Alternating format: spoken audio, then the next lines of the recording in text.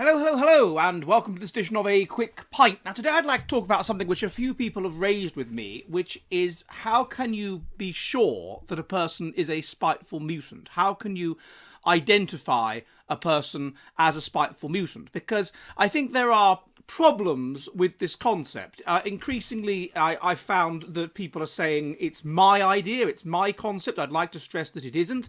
It's William Hamilton's idea, and it's a perfectly neutral concept. For those of you who aren't familiar with it, the idea is that as harsh-Darwinian selection pressures collapse, we move from being under harsh selection for basically being group-oriented and genetically healthy and mentally healthy to that pressure collapsing. The result is a build-up of people who are individually oriented, and this will typically correlate with being high in physical mutation and high in mental mutation, because things will tend to typically correlate if they're in the same direction, with the result that you get a build-up of people that are basically mutants, and those people will eventually start to push the society in a maladaptive direction, in an individually oriented direction, but also in a maladaptive direction, and this will be bad for the society. They'll be pushed along a maladaptive roadmap of life rather than an adaptive roadmap of life, and this is the essence of the spiteful mutant and the person that pushes for this kind of thing.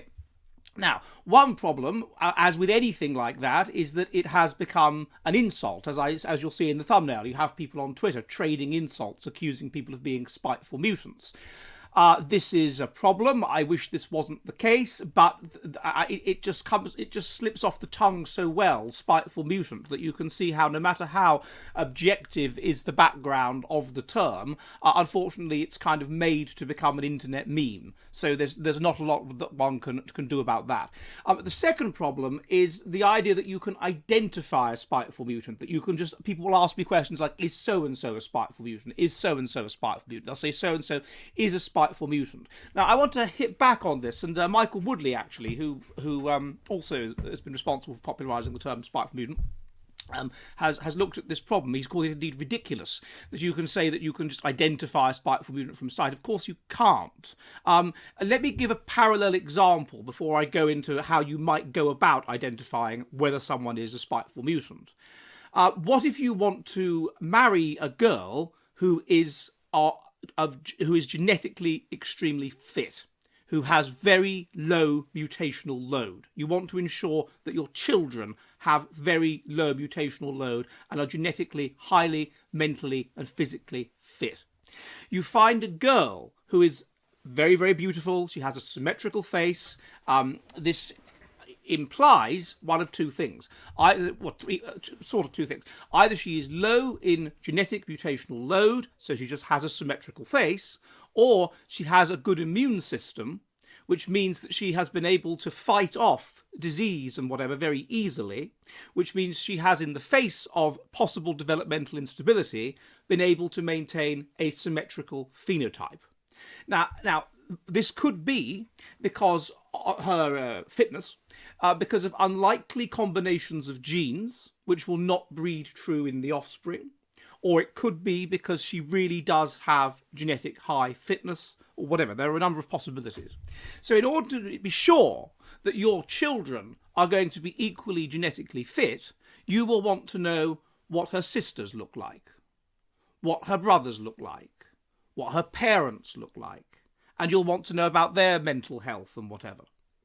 And then if all of that is the same, if her sisters are good looking, if her parents are good looking, and if they're all mentally healthy, then this is telling you that what you're seeing in her, which would imply low mutational load, is indeed genuinely an expression of low mutational load. It's not some like unlikely genetic combination or whatever. And so we really are dealing with somebody who is low mutational load. Yeah? Okay, well, you can apply the same idea to a spiteful mutant, or a potential spiteful mutant. So, first of all, if the person is advocating maladaptive ideas, are they good looking or are they unattractive? Are they ugly? If they've got an asymmetrical face, for example. Now, if it is the former, then it's much more likely that they're just a person that's been indoctrinated with the current woke ideology, and they would be whatever the current thing was under any circumstances. That person is not a spiteful mutant. If it's the latter, if they are physically unattractive, well, then obviously it's more likely that this is that they are a spiteful mutant. This is an expression of high mutational load. But it might not necessarily be an expression of high mutational load. It could be that due to very unlikely environmental circumstances, really terrible environmental circumstances, they experienced developmental instability and became physically unattractive and mentally unwell. Or it could be that they have other problems, that perhaps problems with the mother or whatever, that also have precipitated a high developmental instability, which means that they've developed in an asymmetrical fashion and that their brains have developed abnormally, and so forth, and therefore they have, evidence in high mental instability and in high physical asymmetry. So you can't be 100% sure just from that. So once more, you'd have to look into their background. You'd have to know what do their siblings look like. What are the political viewpoints of their siblings? What is the mental health of their siblings? What are their parents like? What is the mental health of their parents? What is the political viewpoint of their parents? And so on. And then, with that kind of information, then you would be more able to say, yes, that person, on the balance of probability, may well be a spiteful mutant. With something such as them being physically unattractive, which would express or betoken high mutational load, and them having, let's say, something like left-wing views, which are quite heritable, and them having something like depression, which predicts having left-wing views and is strongly heritable, then it's highly likely that what you're dealing with is a person that has high mutational, is a spiteful mutant. But you can't be 100% certain. You're never going to be 100% certain. But looking into the background and whatever, and the kind of what the parents are like and so forth, then it starts to come together. And that's what I looked at when I gave the possibility that Andrea Dworkin was one, or the possibility that Kate.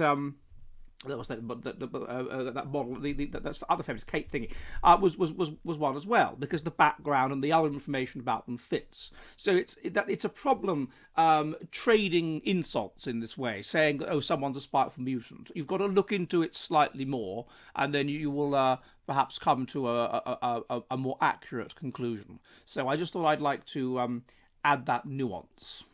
Hello, hello, hello! The Jolly Heretic is an online public house which meets on Mondays and Thursdays at 7 p.m. UK time, 2 p.m. New York, in which we discuss the kind of based, fearless science which is increasingly expunged from our woke, joke universities. If you would like to help the Jolly Heretic public house, and there are many ways you can do so, please become one of my patrons on Subscribestar. Also, if you want to, you can donate to the channel using Odysee and Entropy, and you can also purchase Jolly Heretic merchandise, such as shirts and mugs. All of the links are in the description. Again, I'd be most violently grateful if you could assist the Jolly Heretic Public House, and I will see you all soon, and goodbye!